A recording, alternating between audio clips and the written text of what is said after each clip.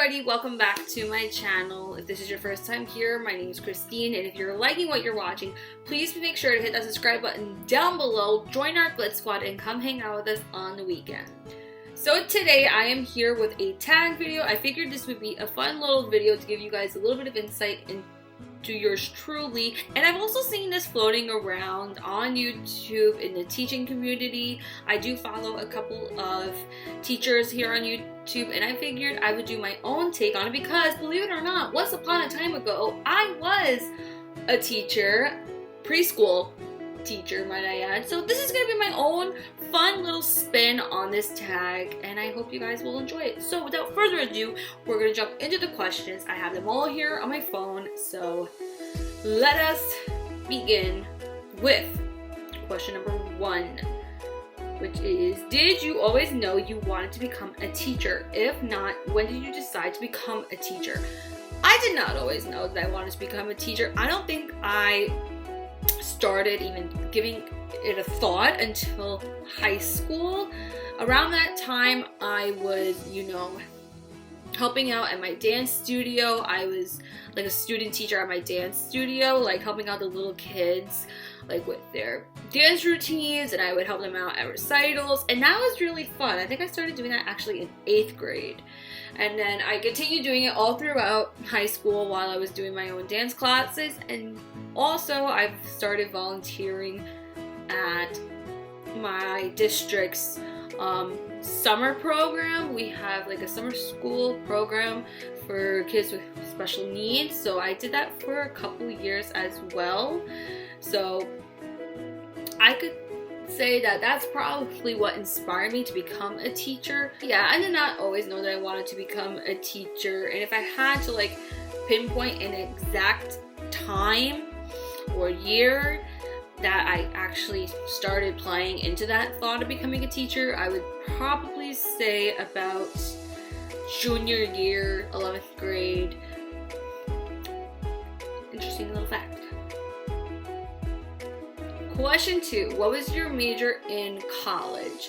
So originally, I had this like big plan of going to this fabulous 4-year school in my area that had a really great teacher program, and I believe you get certified to teach in, well, not certified, but when you graduate you're eligible to teach, I believe, kindergarten through 2nd grade in both co-ed classrooms and special ed.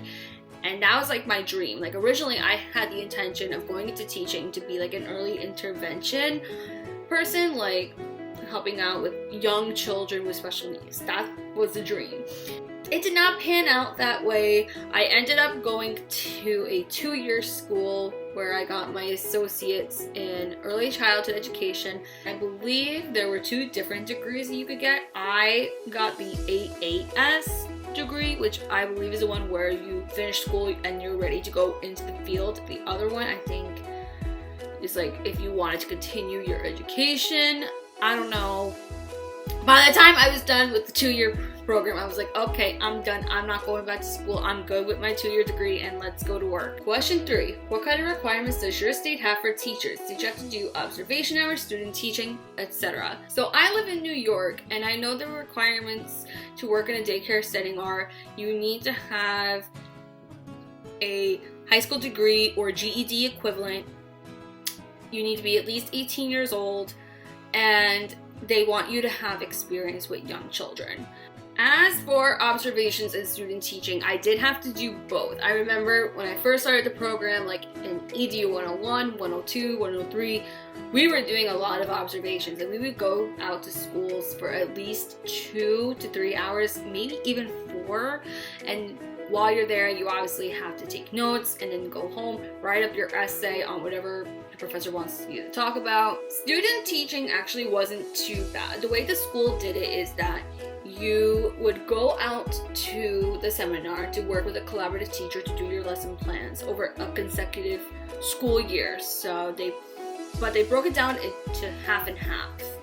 So you would do the first half of the seminar in the fall, and then the second half of the seminar in the spring. But collaboratively, you would work with the teacher for a school year.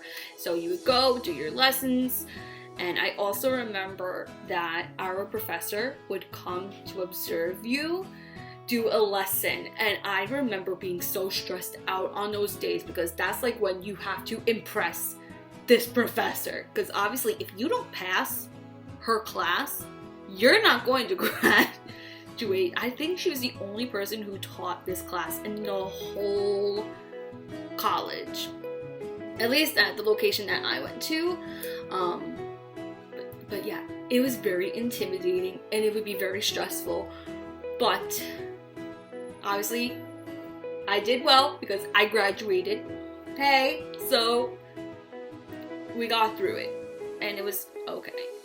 Question 4. How did you decide what age group or subject you wanted to teach? I guess this goes back to the student teaching that I did at my dance studio. I worked with like school-aged children at first, like, you know, first grade, second grade, and then later on I also student taught like a really young age group, like 2-year-olds that wouldn't do the recital, but they would come to the dance studio. They would do like tumbling, do a little bit of dancing, and I just thought they were so adorable. I loved like just playing with them and being with them, so that's kind of how I decided. You know, I also thought about like if I were to teach older kids that they would talk back to you and give you attitude, and I was not about that life, so that's how I ended up working with the little ones. I like the little ones, they're fun. Question 5, did you do any substitute teaching? No, I did not. I do know some people who did, however, and you know, I've met some really great people who were substitute teachers. Question 6, what was the process like applying for the first teaching job you were hired for? It was pretty easy. A lot of places do online applications, which is what I did. At the time, it was a year after I graduated from college. So, you know, I was applying to jobs while I was in California because I was going to be coming back to New York while my husband was deployed. So I figured this would be a good chance to get some experience. So I put in applications online, and like the following day I got a call for an interview. They were willing to work with me, you know, being that I had to fly back home. So we set it up on a day like after I would be arriving. I went on the interview and they asked me questions. Another thing that I remember doing is working interviews. So usually the same day that they have you come in for your interview, they'll have you go into at least one classroom, sometimes 2, for about an hour usually, and they'll see how you do, you know, interacting with the kids, interacting with the teacher, and afterwards they'll have you come back to the office, ask you like, how do you think you did, and then that's usually the end of the interview. And usually, from what I gather, they will often ask the teacher in the classroom during the working interview, they will ask how they thought the person did. I got asked that quite a lot when people would come to working interviews in my room. So that is pretty much what a typical interview is like. Question 7. Were there any common interview questions that you remember? Usually preschool settings, the interview will have a lot of scenario questions. So they'll ask you like, what would you do if you had, say, a biter in your classroom? How would you handle a situation where 2 children want the same toy? And things like that. So those are 2 that I know have been asked quite frequently. I don't remember any others, but more than likely there's going to be scenarios. Question 8. What was the first teacher position you were hired for? So I originally applied to be an assistant teacher, and you know, I figured good stepping stone, get the experience before going on to be lead. Good plan, right? However, the teacher that I was working with, who was the lead, ended up leaving. I don't know if she was fired, I don't know if she quit, I don't know what the story is, but she's gone. I'm the only teacher left in this room with this group of kids. I had only known them, I want to say, a month. So obviously they're gonna need coverage. So it's like, all right, we need you to do all this now, like the lead teacher does, hop 2. And it was rough. It was scary. I was very nervous, but clearly we made it. We stuck through it, and yeah, it was very unexpected. Very, very unexpected, very soon. But we managed. And the group that I had was rough.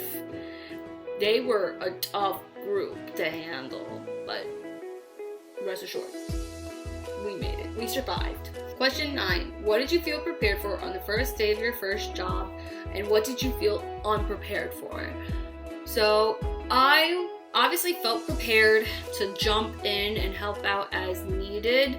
I was ready to learn, ready to help anybody who needed it. Unprepared for? A lot.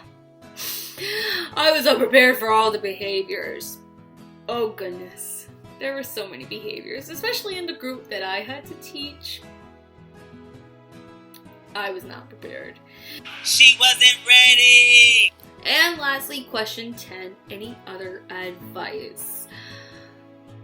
Anybody going into preschool, daycare, early education, don't be nervous. You're gonna do great. And if you need help, don't be afraid to ask for it. I know personally, I hate to ask for help. I obviously am gonna try to do everything I can by myself first, because that's just how I operate. But it's okay to admit that you need help, and it's okay to reach out to your administrators and say, hey, I need some help with this. How should I go about this? So don't be afraid, just ask. People are there to help.